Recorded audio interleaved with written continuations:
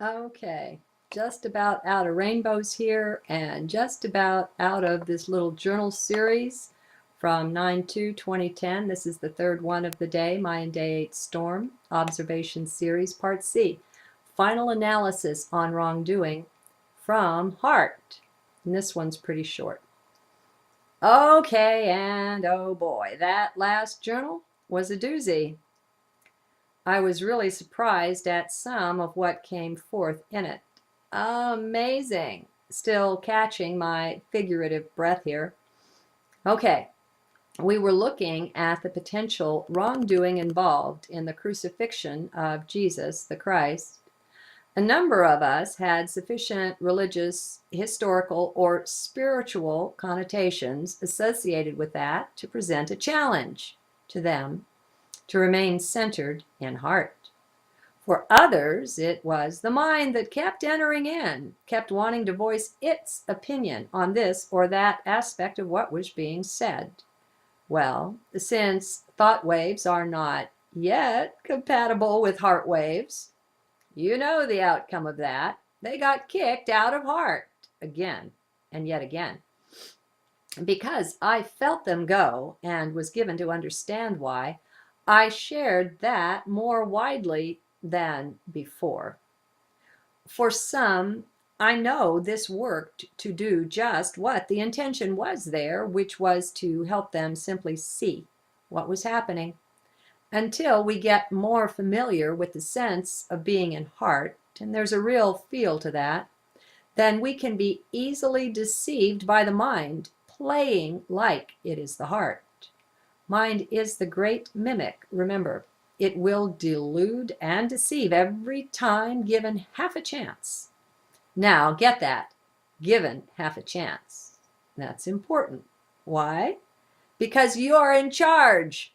You don't have to give mind any chance at all. You can just look away. Okay, enough of that. Back to the crucifixion.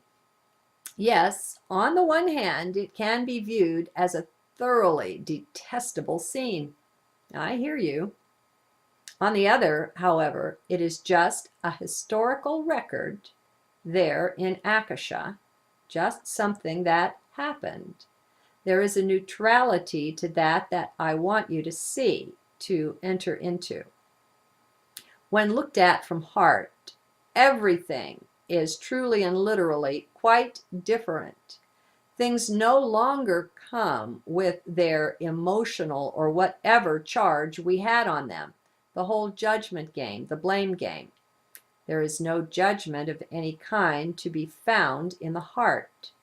It's much like the sun there, shining on the just and the unjust alike.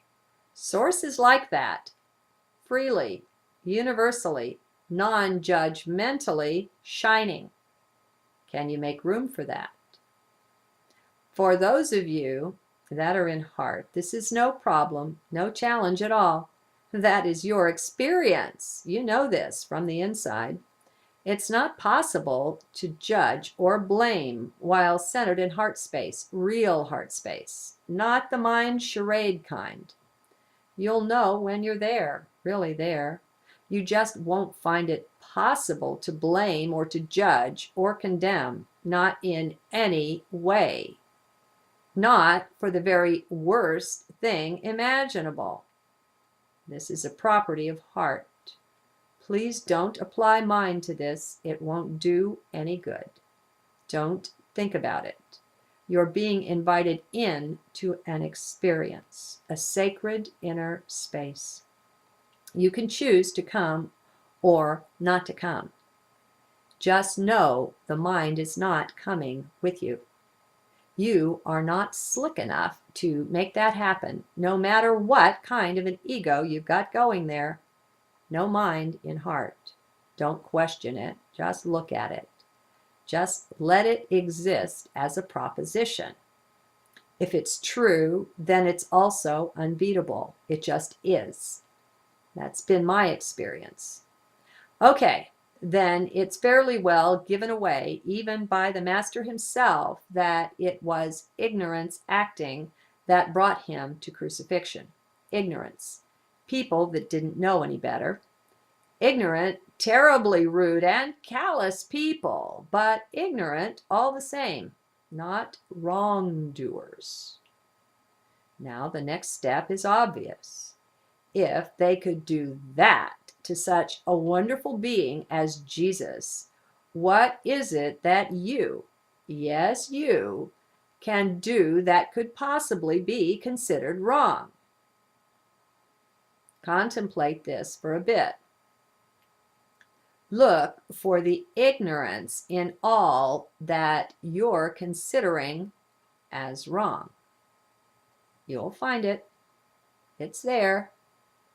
Ignorance, not evil, not knowing, or confusion, another sort of ignorance. Continue to keep the gate closed against mind, against thought, as you do this. If you haven't seen it already, I'll call your attention to the fact that there are higher perceptual centers that take over the work done by the mind's thinking. Heart is well supplied with the ability to ponder, to contemplate, to understand, and to put things together like this. Mind, outer mind, is simply not required here. I have sought to bring you to direct experience of this. How well I have succeeded, only you will know. I am aware that some of you have seen this, have seen your own trickster mind in action, slipping into your meditations here, and just that quickly taking you out of heart space. Some have seen at least once or twice. Let this bring to us more self-awareness, a better ability to observe. Yes, this is clearly a part of the observation series.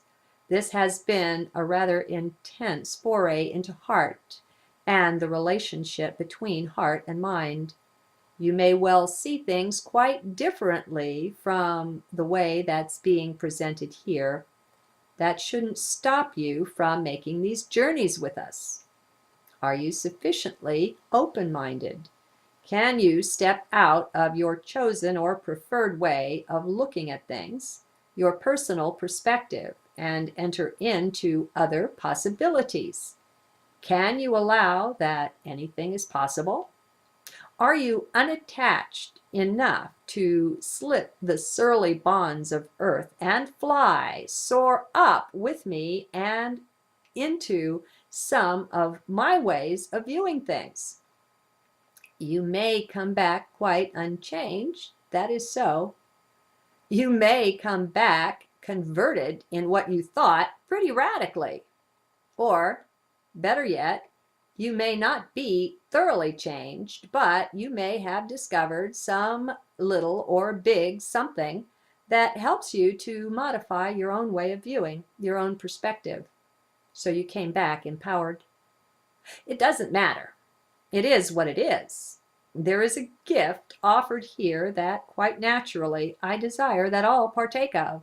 I would gift you all with that, but you must take only that which you are ready for, are prepared to take.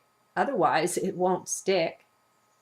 This doesn't mean that you're to evaluate it with the mind, for crying out loud, and let the mind make these decisions. No, just the reverse of that. I desire to see you gain facility with operating from heart.